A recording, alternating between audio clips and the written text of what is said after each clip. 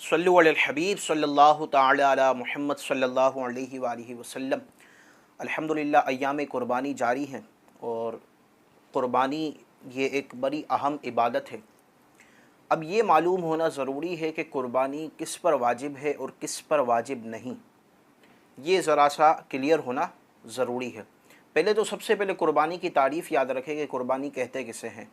तो फ़ुक़हा ने क़ुरबानी की जो तारीफ़ बयान की है, तो क़ुरबानी की तारीफ़ ये है कि मख़सूस जानवर को मख़सूस वक्त में रब्बुल इज़्ज़त अल्लाह रब्बुल इज़्ज़त की बारगाह में क़ुर्ब हासिल करने की नीयत के साथ ज़बाह करना, ये क़ुरबानी कहलाता है। तो ये है क़ुरबानी। हदीस पाक में सरकार अलैहिस्सलातु वस्सलाम की बारगाह में सहाबा ने अर्ज़ की कि या रसूलल्लाह, ये क़ुरबानियाँ क्या हैं? तो सरकार ने फ़रमाया कि सुन्नतु अबीकुम इब्राहीम, ये तुम्हारे बाप इब्राहीम की सुन्नत है। लोगों ने अर्ज़ की या रसूलल्लाह, हमारे लिए इसमें क्या सवाब है? तो सरकार अलैहिस्सलातु वस्सलाम ने इरशाद फरमाया, हर बाल के मुकाबले में एक नेकी है। जो कुर्बानी की इस्तिताअत के बावजूद कुर्बानी ना करे, इसके मुताल्लिक़ सरकार फरमाते हैं कि वो हमारी ईदगाह के करीब ना आए। यानी सरकार ने इतनी नाराज़गी का इज़हार फरमाया कि जिसके अंदर कुर्बानी की इस्तिताअत है लेकिन फिर भी वो कुर्बानी नहीं करता, तो मेरे आका फरमाते हैं कि वो हमारी ईदगाह के करीब ना आए। अब कुर्बानी किस पर वाजिब है, ज़रा सा ये समझना ज़रूरी है। मुख्तसरन और आसान अंदाज में समझते हैं। देखिए, 4 शराइत हैं इसकी। पहली शर्त क्या है? मुसलमान होना। गैर मुस्लिम पर कुर्बानी वाजिब नहीं होती, ठीक है ना। दूसरी शर्त क्या है? मुकीम होना। मुसाफिर पर कुर्बानी वाजिब नहीं है। जो शरई मुसाफिर है, शरई मुसाफिर की एक मुकम्मल तारीफ़ है, मुख्तसरन बता देता हूँ। सैयदी आला हज़रत इमाम अहले सुन्नत की तहक़ीक़ के मुताबिक जो 92 किलोमीटर के सफ़र के इरादे से निकल गया, अपने शहर से बाहर, अपनी बस्ती से बाहर निकल गया, 92 किलोमीटर का सफ़र तय कर चुका, तो वो शरई तौर पर मुसाफिर है, उस पर कुर्बानी वाजिब नहीं। और अगर मुसाफिर कुर्बानी करता है तो ये एक नफली कुर्बानी होगी, वाजिब नहीं, ठीक है। अच्छा, तीसरी शर्त है आकिल और बालिग होना, ठीक है।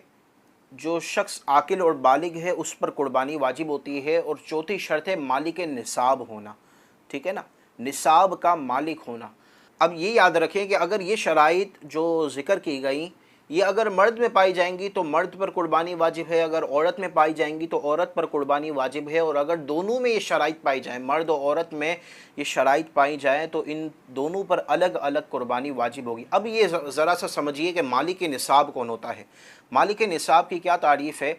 आसान अंदाज में ये समझें कि जिसकी मिल्कियत में 7.5 तोले सोना या 52.5 तोले चांदी या उतनी मालियत की रकम या उतनी मालियत का तिजारत का माल तिजारत या उतनी ही मालियत का हाजत असलिया से ज़ायद माल होना।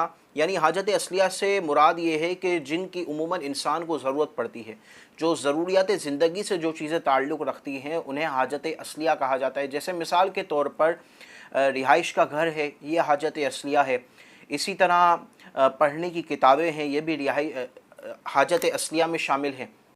इसी तरह अपने पेशे के जो औज़ार हैं वो भी हाजत असलिया में शामिल हैं, ठीक है।